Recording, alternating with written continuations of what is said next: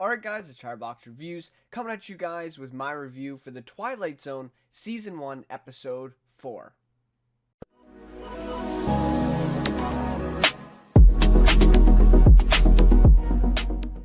Alright, so I just want to start off the review by thanking you guys for the support on the last 3 reviews. So I'm doing week-to-week reviews for the episodes of the Twilight Zone, and so the past 3, really a lot of support, comments, likes, a lot of views, and some people subscribing as well. So really do want to thank you guys just off the bat for that, and obviously thank you for the support on this one as well. So anyways, love to hear your guys' thoughts of this episode as always. What did you think of it? And again, I like to keep comparing each episode to the previous ones. So how do you feel about this one compared to the other 3? Which one would you say is still the best out of those 4? For me, it's episode 2. But yeah, I'd love to hear your guys' thoughts on that one for sure. So, of course, we'll go through a little bit of a recap here for the episode, then get to my rating, favorite character, and some more overall thoughts. And then also with the teaser for next week's episode, I'll talk briefly about that episode at the end. John Cho Jacob Tremblay, right? I think he's in it as well. So it should be an interesting episode there. So I'll just briefly kind of discuss that at the very end of the review. But anyways, so to this episode, so I have to say I went in with pretty big expectations, high expectations going into this one. With Steven Yeun, Greg Kinnear, I think Greg Kinnear. And he was recently in House of Cards, Oscar-nominated actor, and you have some other actors in here too that are actually some pretty well-known names if you watch a lot of kind of TV shows around this, and you would recognize a few of them. So along with the concept that they were working with, the character Steven Yeun was playing, the atmosphere, the mood, kind of the tone of this whole episode. And I was like, this is probably going to be, I think I said this in my last review, but I said, this is probably going to be my favorite episode of the season. And it was just so disappointing to me in that sense, because the whole first half of this, I was like, okay, I'm liking it. And the ending to this episode just ruined it for me. And I'm going to be honest, right? I mean, I've enjoyed all 3 other episodes, and I did enjoy this episode to an extent, but the ending was just almost unforgivable for me, and I just felt really disappointed because this was a concept that I could have really bought into, but it just they weren't able to execute it properly to my liking. But anyways, if you enjoyed the review, of course, please leave a like and consider subscribing to the channel. Would really appreciate it. So let's get into the recap here of it. Those are just my initial thoughts, and then I'll share some more of my thoughts as we go along here. So this one tells the story of a small town, Eglac, Alaska, a police officer discovering an inmate that suddenly appears in their holding cells, kind of in the basement there of that, I guess, of the police station or the community center, I guess. And of course, this inmate nobody has ever seen before, and is most certainly not from the town. So he's wearing a suit and a top hat, just a very, obviously not a part of the town, not from there, and just all automatically kind of creating this mystery, right, of how did he get there, why is he here, raising a bunch of questions, right? So, of course, it's played by Steven Yeun, right? And you really do have to say it, because we don't, we know by the end of it, it is an alien, but I guess we don't really know quite what it is. But anyway, so I guess, because, Steven Yeun's playing him, so he identifies himself as a traveler. He says his first name's A and his last name's Traveler. So a traveler, of course, that's the name of the episode too. So he says he's an extreme tourist who's come for the annual Christmas Eve pardoning event of Captain Pendleton, and he says he wants to film it happening, right? Him getting pardoned because he has a YouTube show or something like that. So again, I like this so far, where they've kind of incorporated the new kind of recent tech stuff within these episodes and use that to their advantage, as I believe, obviously, the original Twilight Zone would have done that, but of course, it's a different world, so I like that they're making some modern references in these episodes, and yeah, it was a little bit cringe, right, when the captain was trying to explain what the YouTube show was or something like that, but, that's what it is, right, and I felt like that was actually pretty cool. So, of course, this whole thing kind of feeds into the captain's ego, right, of him, of the traveler traveler saying, oh, well, I'll bring a bunch of people are going to watch this video of me getting pardoned, and everyone's going to know about Captain Pendleton in Alaska, right? And you can see how that would get to his ego, because of course, probably 20 or 30 people know of him, and even know that the town exists, are really the only ones living there. Right, and so you can see how that would kind of feed into that ego of the captain. So because of that, he decides to pardon him instead of Yuka, who's our main sergeant, right? Sergeant Yuka's brother, who was in line for the pardon before a traveler randomly appeared in the cell, right? So he says he wants to be pardoned just like she will also want to be pardoned later. So already raising that mystery, right? What is she going to be pardoned for, right? She is a police sergeant, right? Why would she want to be pardoned for what she is about to do? And so, of course, that sets up the mystery and also gives a little bit of foreshadowing onto what the rest of the episode will be. So then Jordan Peele comes in. I really liked both of his appearances, by the way, him being there in the scene. That's something I didn't like last episode, where they didn't even show him at the end, and I thought that was a little bit, maybe he had a scheduling time and he couldn't make it there or something. Like, I don't know why else you wouldn't put him in there. And I love those scenes where he just appears in the setting, right? And it seems like he's just there, right, watching, but they don't know he's there, right? And that whole thing, I really enjoy that. And that was really great with Rod Sterling as well, in that as well. So Jordan Peele says, meet Sergeant Mongoyak, I think that's how you pronounce that, a woman with a knack for detecting the most subtle of mysteries. On this night, a night of the most powerful of myths, that skill will be tested like never before. She's about to learn that the truth can take many different forms depending on the way you look at it, because tonight, Sergeant Yuka's vantage point is at the very heart of the Twilight Zone. I have to say, I love the intro. I've really kind of got into it, right? Every time it comes on, I'm kind of humming along to the Twilight Zone tune, and I really do like the intro, a little bit modernized, right, with the door opening and the eyeball and all that stuff compared to the original. So I just do want to mention that. So anyways, then we see as the traveler is pardoned by Captain Pendleton, Sergeant Yuka remains very suspicious over his sudden appearance, calls into local lines and finds, no warrants that are registered or no warnings that have been issued. So right away, she's looking into it, while meanwhile, Captain Pendleton has just pardoned him, thinks he's just a stranger there, and of course, obviously contributing to that ego where, he's able to pardon him and says he's going to put them on their YouTube show. And we see the guy actually, take videos of it with his 8K phone. That's what they call it in there. So anyways, so it seems as though he has truly appeared out of nowhere, right? As she looks up, there's no warrants, right? There's no warnings or anything of some guy. She calls the hotel too, and there's no one staying there. So it really does look like he appeared out of nowhere, which of course we do know was the case, right? So the captain and the others, not fazed at all, it seems like. They don't even think twice about it, right? They don't even think twice about that this guy, who is this guy? They just think he's a stranger. And that also kind of, that's what I felt like worked really well, but they didn't quite execute it as well, is it plays on this whole part of that, just someone like this, like a stranger, without them, necessarily even thinking about that he could be an alien or something like that, right? They just think it's a stranger, nobody knows him, and so they accept him, right? And so it definitely plays on a lot of themes like that, which again, I felt like they never capitalized on throughout the episode. And I thought that's what it was going to be about. So again, just kind of a disappointment there. But anyways, a traveler we see knows it too. He knows that Yuka is suspicious, and he can sense that she is probably the only threat to what he's trying to do right here, because everyone else believes him, right? So then as Yuka goes to free her brother in the cells after Captain Pendleton decides to pardon him as well. His name's Jack, as we learn at the very beginning of the episode.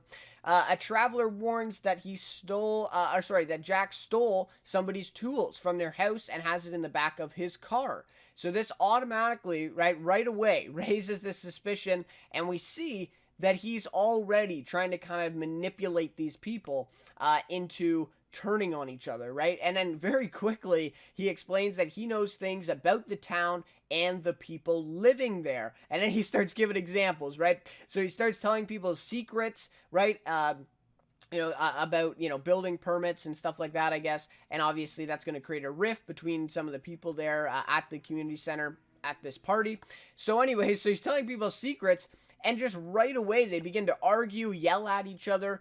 It even escalates to getting physical, right? They're trying to, land some punches on each other even in this scene.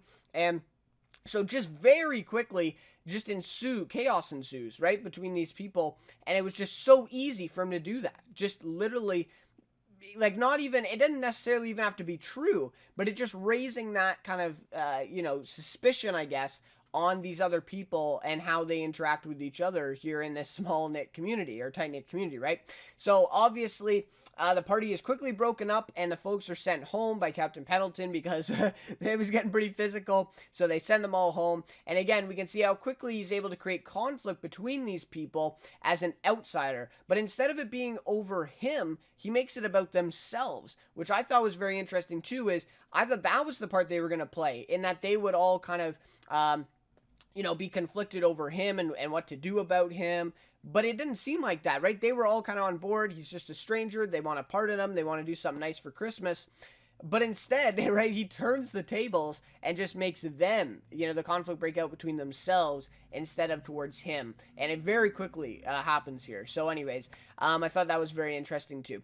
So, of course, this even sparks Captain Pendleton now. So this is when the tables turn and he becomes suspicious of a traveler, right? And after being questioned, the traveler establishes himself as an Anchorage undercover FBI investigator there to investigate widespread corruption in the town. But of course, that story does not check out, right? They check with the bureau, I guess, and they have no one by that name or anything like that they know of anybody who's been sent out there, right? So, of course, it doesn't check out. So they go to his cell, and not the first time he's lied, by the way, right? So they go to his cell to question him, and when they arrive, it looks like he has some sort of snail-like antennas or something that just does not look human, right? Coming from his head or out of his head or something like that, right? And so, again, there was tons of foreshadowing throughout this episode that it was an alien. We see the UFO at the very beginning, right? And then we see these alien little statues throughout. So again, I mean, they were making it pretty obvious by the time this rolled around. But the biggest thing about this here is that Captain Pendleton is quick to see it, right? Along with Yuka's brother Jack, right? And they right away kind of were like, what was that, right? Like, that was not human. Like, what was that? It looked like a snail, I think Jack says, right? So Yuka then, on the other hand, doesn't admit it right away. And this is really kind of playing on what they were trying to go at here, is the traveler then, alluding to that is, well, you didn't see that, did you? And stuff like this. So really kind of playing on that part, as Jordan Peele echoed in the beginning, on, basically detecting these lies and deciding on whether you believe in them or not. Even if you have seen it with your own eyes, right? Whether you believe in it or not. So obviously really kind of coming back to that original theme. So anyways, so then the traveler questions that she did not see the same thing as them. So then as the captain becomes more aggressive, holds him at gunpoint even, the traveler starts telling him things about himself, which eventually leads to him running off to the power shed, which the traveler says is being, searched for by the Russians, right? The Russians are searching for this power shed so they control all the power, and that he must be, going there because he's working for them. And that's the only kind of logical explanation here, in that, the traveler raises the suspicion that he's working with the Russians and that, widespread corruption and all this stuff. And so he must be going there to connect with his Russian contacts, right? And so that whole part plays. And of course, the most important thing here is that Yuka doesn't even say anything. She just lets it all happen and lets Captain Pendleton go. And so that was the big thing then that the traveler alludes to, in that she believed what he said, right? Because she wanted to. And that's where this next scene comes in. So he goes off, he leaves to go to the power ship. Now, with Pendleton gone, the traveler and Yuka are left alone, and he says, I thought he'd never leave, right? So obviously we know that she was the one he wanted to talk to.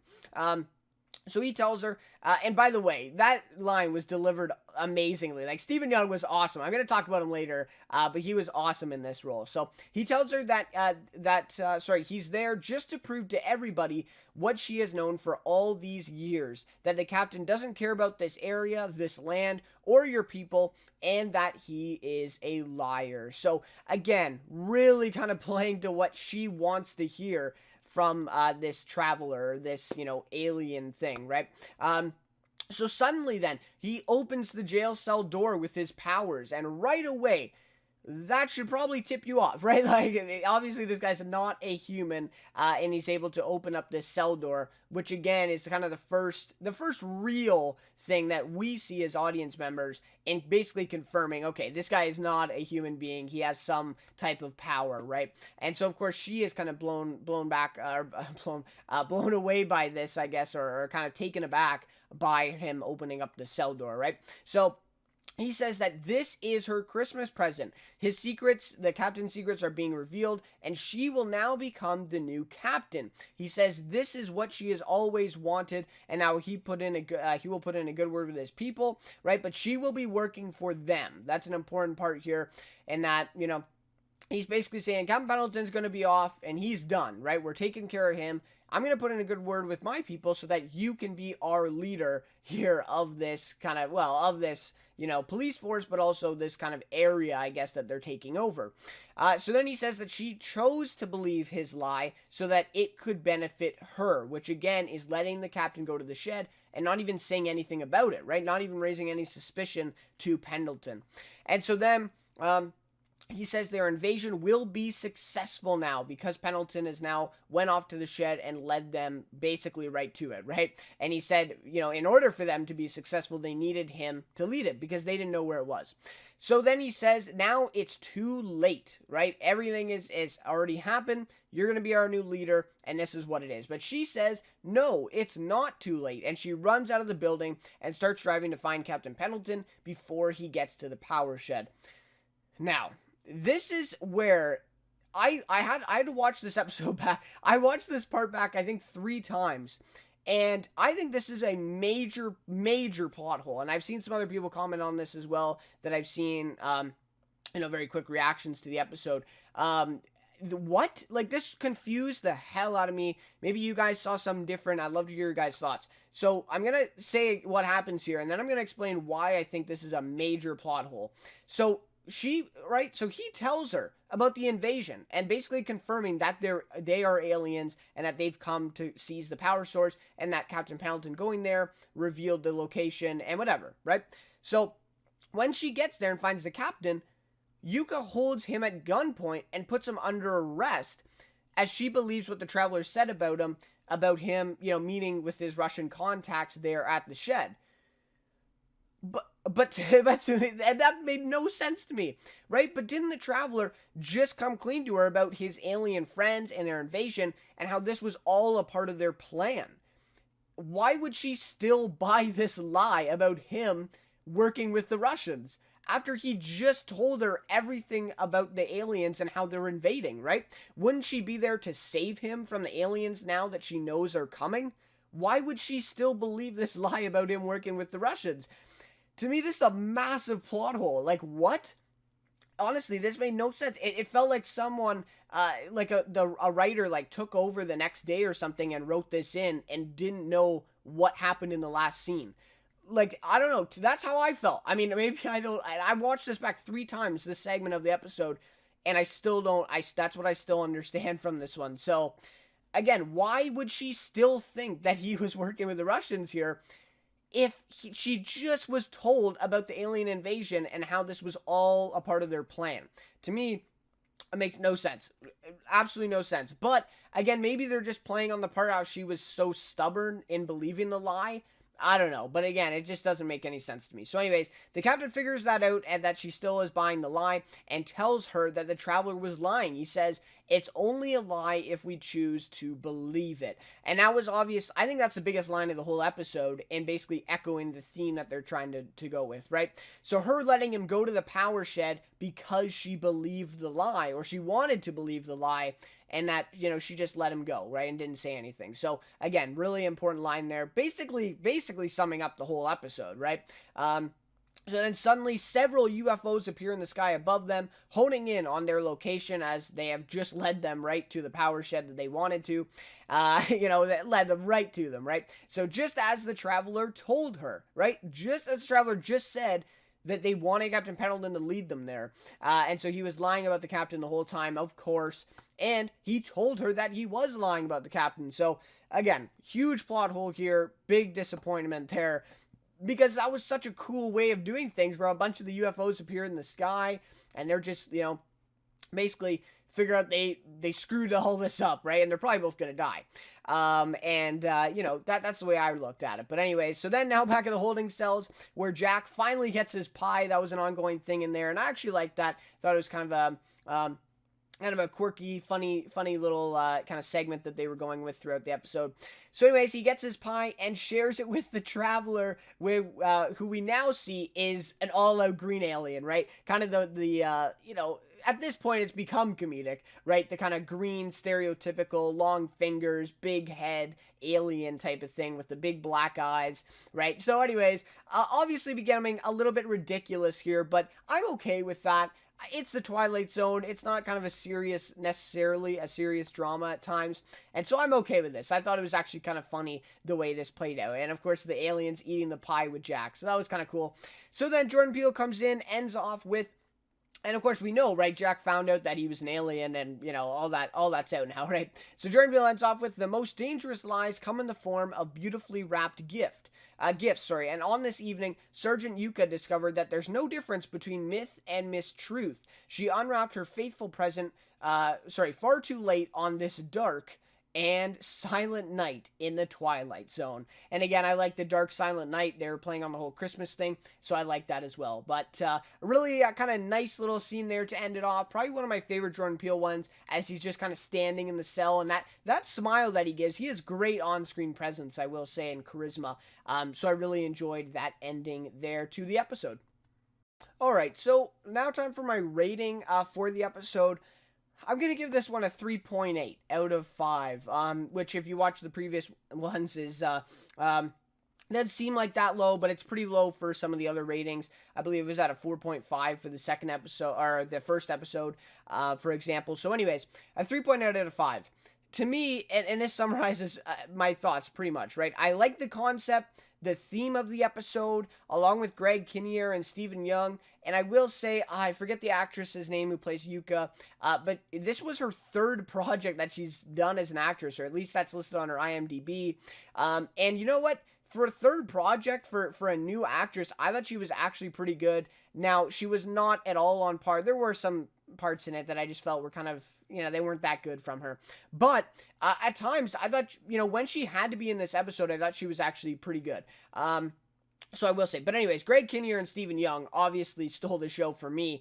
And the music also, the whole tone setting here in this episode was really great. The kind of alien kind of music or theme playing in the background at times, really awesome. So I like all that stuff. I like the concept, the theme, the, casting, right? Greg Kinnear, Stephen Young, the music. But the execution here was just all over the place. It was just not there for me. And again, it's like, expectations were so high for this one. The first half of the episode, I'm like kind of getting on board. I'm like, oh, right, I can get into this. And then the ending, like that massive plot hole at the end, and the way this all plays out, just really seemed lazy to me. It makes me mad more than it maybe should, because of my expectations and because of what they set up in the earlier parts of the episode. And to me, it's like when you don't pay that off, when you have a massive kind of plot hole in there like that, that just doesn't make sense with the story, it ruins it for me. And anyways, so those are my thoughts, right? So massive plot holes, and that wasn't the only one. There was a couple other ones in there about how she just leaves her brother there with this guy that she now knows is an alien, and she just leaves him there locked up in his cell, and she just goes to find the captain. And it's like, what? So anyway, there were a few other plot holes for sure. And again, I really thought this whole episode was tonally challenged. What they were trying to build at the beginning, and this was kind of similar to last episode too, I would say, in that they kind of brought that discrimination, bigotry, if you will, to the forefront of it, but then also at times they're making comedic relief and all that stuff, and then also still trying to play on the part of the replay type of thing. So anyways, again, I thought that was totally challenged too at times, not the whole episode, but this one, it was kind of all over the place. Like, was this a show about episode about aliens? Was it a show about buying the lie? Was it a show about a stranger? Or episode, I mean, right? And it's like, they really never knew which one they were quite going for. It was like a little bit of everything here. And again, the whole part of a traveler and a stranger appearing here, why would they not go with that? I just don't understand why they went with this whole thing about, believing lies and how you interpret it, how you interpret myth and mistruth, as Jordan Peele says. I just feel like it was a waste of a, concept that they were working with. Why didn't they just show how people react to a stranger appearing? And again, in the beginning of the episode, I felt like they did that really well with the traveler really quickly being able to create that conflict and kind of distrust within the group. And he was only there, a few minutes, right? And again, they just totally broke apart from that into the later part of the episode. So again, really kind of disappointing in that way. But again, I really liked what they were going for. The execution was just not quite there for me, which is really quite disappointing for my opinion on this one. So my favorite character for this one, I gotta go with a traveler. Kevin Pendleton, Greg Kinnear was great too, but a traveler. Stephen Young stole the show here in this episode. It was awesome. Like I mentioned earlier, his charisma and his, line delivery in this episode was awesome. And his smile, with, I'm trying to think of some parts, right? I thought he'd never leave, right? That was a great line delivery. And then also that smile, just kind of the presence that he created in this episode, that mysterious, but kind of oddly likable, right? And that's the way he was able to kind of get in and obviously get pardoned, but also get, kind of within the group, even though he was a complete stranger and no one knew him, right? So anyways, I felt like Stephen Young played this character to a T. He really did a great job. I don't know what other... Obviously, there would be lots of other actors who probably could do this, but I thought Stephen Young was one... this was a perfect role for him, honestly. And he was great at these type of things. Line delivery, charisma, presence, right? And that stuff. Comedic relief, too. He is a really kind of funny guy, actually, if you kind of give him that role. And he was great with that in The Walking Dead, of course. And he was just in Burning, too. Stephen Young's doing a really great job post-Walking Dead with a lot of the things he's in. So, really look forward to more stuff that he does. And, of course, Greg Kinnear in this one as well. Like I said off the top, an Oscar-nominated actor. He was just recently in House of Cards. That was kind of his biggest project as of recent. And he's obviously a great actor, proven. And Stephen Young getting to that level, I think. So I really do enjoy his performance in this one. But anyways, guys, that'll just about do it for my review of this episode. Like I said, next episode with John Cho and Jacob Tremblay. It looks to be okay. I don't love the point of a kid running for president, I guess is what they were setting up there in that trailer. And John Cho's like his campaign advisor or something like that. I'm not sure how I feel about it, but we'll have to see what they kind of try to do in that one, and how far they kind of go into the political sphere of things, or if it's more just they're using that concept for another concept, or for another theme that they want to do. We'll have to see. But anyways, I am looking forward to that one. We'll have to see what that one brings. And John Cho, of course, really great actor, so we'll have to see what he brings to the table in that one. So anyways, again, guys, thank you so much for watching. Love to hear your guys' thoughts of the episode. Really would like to hear those thoughts and how you thought or how you enjoyed the episode and how you obviously compared to the last few episodes as well. But again, guys, thank you so much for watching. I will see you next week for the Twilight Zone Season 1, Episode 5.